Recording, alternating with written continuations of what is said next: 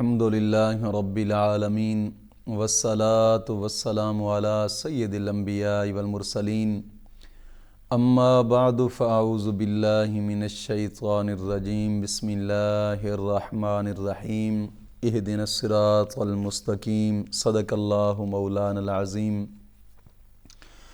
روحانی پاورفل وظائف میں سے آج ایک اہم سبق دوستوں کی نظر کرنا ہے، جو کہ رمضان المبارک کے چاند دیکھتے ہی یہ وظیفہ کرنا ہے۔ بزرگ فرماتے ہیں کہ رمضان کا چاند دیکھتے ہی اگر یہ چند الفاظ آپ پڑھ لینا تو آپ جو چاہیں گے آپ کا مسئلہ حل ہوگا، بشرطے کہ جب آپ پڑھتے جائیں اپنے مسئلے کا اپنا مسئلہ ذہن میں ہو۔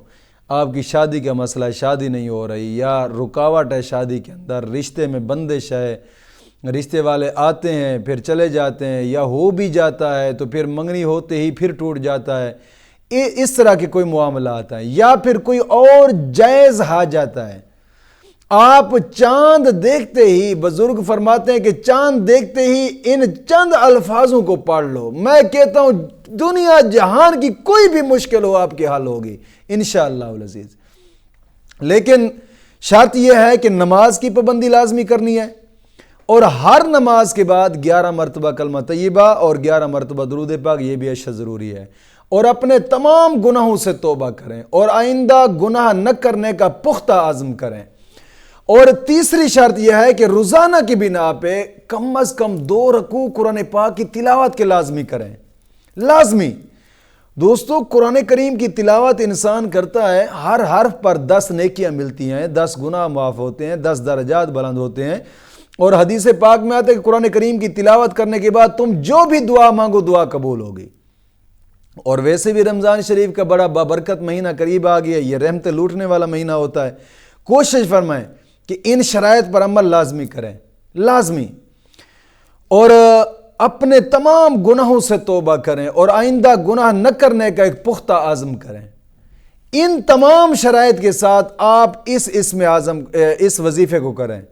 یہ وظیفہ جب رمضان شریف کا چاند نظر آئے، آقا کریم صلی اللہ تعالی وسلم کا فرمان مبارک ہے کہ جب چاند نظر آئے تو یہ الفاظ پڑھیں، اور بزرگان دین فرماتے ہیں کہ بڑی بڑی حاجتیں ہماری پوری ہوئی ہیں ان الفاظ کے ساتھ۔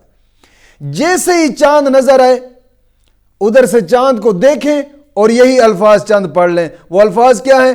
اللہم سلمنی من رمضان وسلمہ منی، اللہم ارزقنا صیامہ وقیامہ وتلاوت القرآن وذکرک بالقلب واللسان وذکرک بالقلب واللسان۔ صرف اتنے تک آپ یہ چند الفاظ پڑھ لیں، انشاءاللہ العزیز دل کے اندر جو بھی حاجت ہوگی انشاءاللہ پوری ہوگی انشاءاللہ العزیز۔ مولا کریم دین متین کی سمجھ عطا فرمائے۔